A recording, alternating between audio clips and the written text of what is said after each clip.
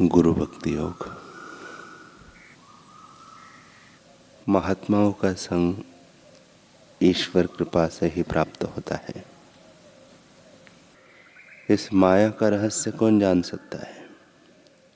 जो कुसंग का त्याग करता है, जो उदार हृदय वाले गुरु की सेवा करते हैं, जो अहंभाव से मुक्त है और जो ममता रहित है, वे इस माया का रहस्य जान सकते हैं। जो भक्तिभाव पूर्वक गुरु की सेवा करता है वह जीवन के परम तत्व को प्राप्त कर लेता है। गुरु ग्रंथ साहिब में कहा है कि गुरु के बिना ईश्वर प्राप्ति का मार्ग नहीं मिल सकता। स्वयं ईश्वर स्वरूप होने के कारण गुरु साधक को ईश्वर प्राप्ति के मार्ग में ले जाते हैं।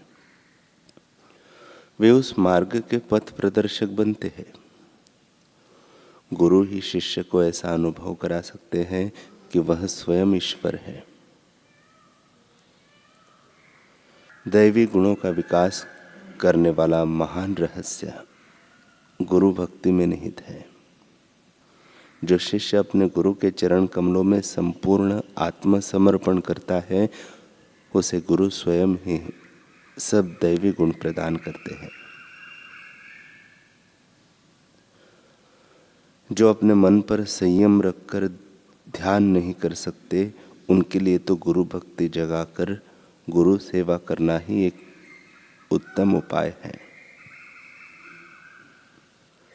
गुरु शिष्य की मुश्किलों एवं अवरोधों को जानते हैं, क्योंकि वे त्रिकाल ज्ञानी हैं। अतः मन में ही उनसे प्रार्थना करो, वे आपके अवरोध दूर करेंगे। गुरु के दर्शन अंधकार का सर्वथा नाश करते हैं और असीम आनंद देते हैं। सद्गुरु साक्षात पर ब्रह्म स्वरूप है। वे शिष्य की अंतरात्मा और प्रिय प्राण है। वे प्रिय प्राण ही नहीं, साधक जनों की साधन संपत्ति है। इतना ही नहीं, साधना का लक्ष्य भी वही है। साधक को अपने मंत्र का सम्मान से, सत्कार से, श्रद्धा से, पूर्ण प्रेम से अनुष्ठान करते रहना चाहिए। सद्गुरु कृपा कभी व्यर्थ नहीं जाती। चाहे प्रकृति में परिवर्तन हो जाए, सूर्य तपना छोड़ दे, चंद्रमा शीतलता रहित हो जाए, जल बहना त्याग दे, दिन की रात और रात का दिन क्यों न हो जाए, किंतु एक बार हुई सद्गुरु की कृपा व्यर्थ नहीं जाती। यदि इस जन्म मृत्यु रूप संसार से मुक्ति नहीं हुई, साधना अधूरी रह गई, तो यह कृपा शिष्य के साथ साथ जन्म जन्मांतरों में भी रहती है। किसी देश या किसी लोक में जाने पर भी जैसे मानव का पातक पुंज फल देने के लिए अवसर ढूंढता रहता है, वैसे ही शिष्य पर हुई गुरु की कृपा शिष्य के पीछे पीछे ही फिरती है। इसलिए आप धैर्य से, उत्साह से, प्रेम से साधन के अभ्यास में लगे रहे। साधक दिन प्रतिदिन जितनी गुरु भक्ति बढ़ाता है, जितना जितना सद्गुरु के चित्त के साथ एकाकार होता है, जितना जितना उसमें तन्मय होकर मिलता है, उतनी ही उच्च उज्जवल प्रेरणाएं, उत्कृष्ट भाव और निर्विकारी जीवन को वह प्राप्त होता है।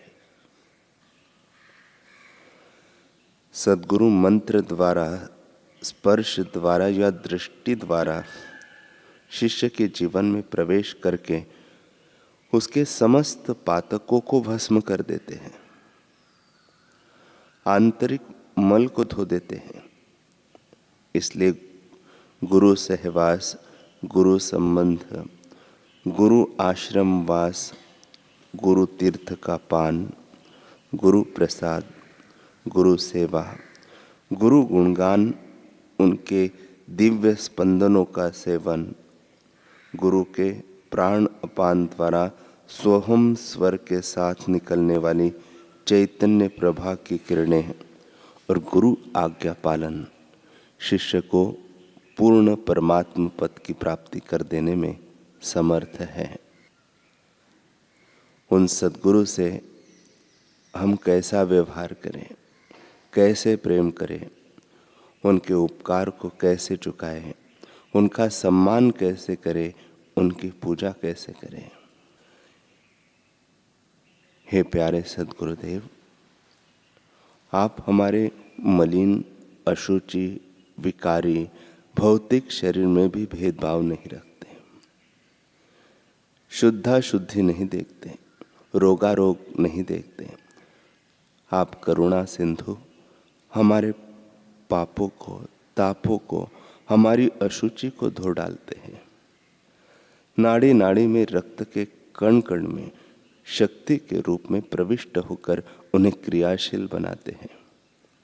आपका शक्तिपात शरीर के अंग अंग में, अच्छे बुरे स्थानों में, नाड़ियों के मैल भरे, रोग भरे, कफ, पित्त, वात रूप दोषों को अंतर योगिक क्रियाओं द्वारा साफ करता है, अंतःकरण को पवित्र व निर्मल बनाता है।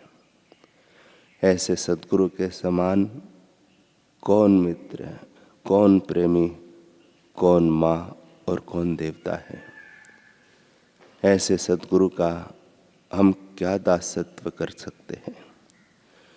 जिन सद्गुरु ने हमारे कुल, जाति, कर्माकर्म, गुण दोष आदि देखे बिना हमको अपना लिया, उन सद्गुरु को हम दे ही क्या सकते हैं।